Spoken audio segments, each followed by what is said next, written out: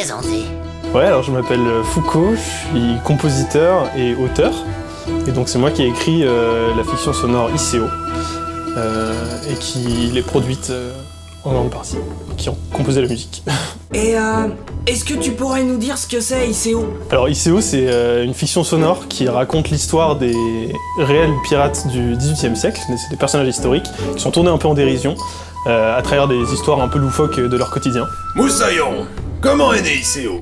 Alors ICO, j'ai eu l'idée de commencer ce projet après avoir regardé l'intégrale des épisodes de Kaamelott, que j'adore, et en réalisant que en fait la plupart du temps je finissais par faire autre chose en même temps pendant que je regardais, et donc je finissais par écouter plus que regarder, et finalement la plupart des blagues marchaient quand même.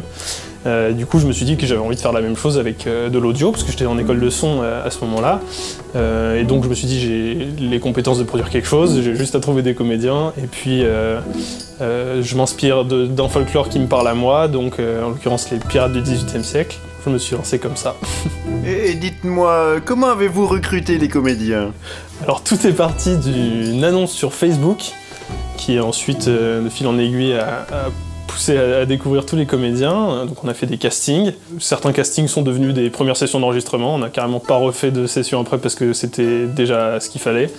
Et puis certains autres ont mené vers d'autres sessions d'enregistrement. Ouais. Et dis-moi, mon gaillard, quelles sont les différentes étapes dans la conception d'une saison de ICO? Alors ouais, donc ICO, on produit toute la saison d'un seul coup. D'abord j'écris tout, ça souvent c'est un peu dans mon coin, puis parfois je fais relire un peu à des bêta-lecteurs pour être sûr qu'il n'y ait pas de choses qui soient incompréhensibles et tout ça. Ensuite on passe à l'enregistrement, donc je fais venir les comédiens un par un. Toutes les sessions d'enregistrement sont séparées parce qu'on peut pas faire venir tout le monde autour, on n'a pas assez de place et de micro, et puis surtout comme c'est des épisodes courts et que les personnages apparaissent que dans certains épisodes et pas tous, pour optimiser le temps il faut que les comédiens soient enregistrés séparément.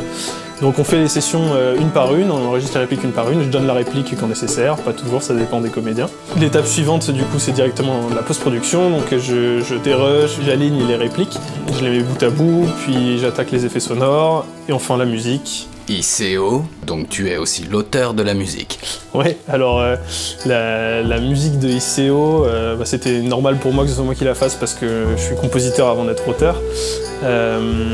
Et donc l'idée c'était, avec une grosse partie d'instruments réels que j'ai chez moi, il y a une mandoline, il y a des flûtes irlandaises, j'ai essayé de reproduire un peu ce que pourrait interpréter comme musique un groupe de musique qui jouerait dans une taverne pirate, quoi.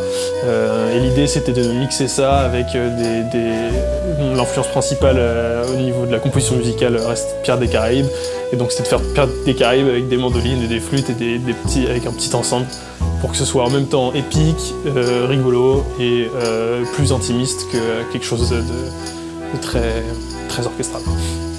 Foucault, j'espère que tu m'excuseras, mais j'ai encore une petite question. Quel avenir attend ICO? Alors donc l'idée d'ICO, comme vous l'avez compris à travers une campagne de financement participatif, c'est de réaliser une saison 3 d'abord, qui se passerait toujours à Nassau, parce qu'il y a toujours plein d'histoires qui peuvent attendre nos pirates, puisqu'ils ont plein de choses loufoques à vivre dans leur quotidien. J'ai plein d'idées.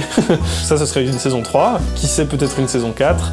Et à terme, ICO serait appelé à peut-être évoluer, raconter la suite de l'histoire de ces pirates, la suite historique, que vous connaissez peut-être ou pas, mais ils sont pas appelés à rester à Nassau toute leur vie. Donc en donnant un ton parfois un peu plus sérieux, aborder des sujets un peu plus profonds, parce que c'est quand même un univers qui le permet, tout en gardant le côté intrinsèquement stupide de ICO, parce que c'est important que ça reste de la comédie et que ça fasse rire avant tout.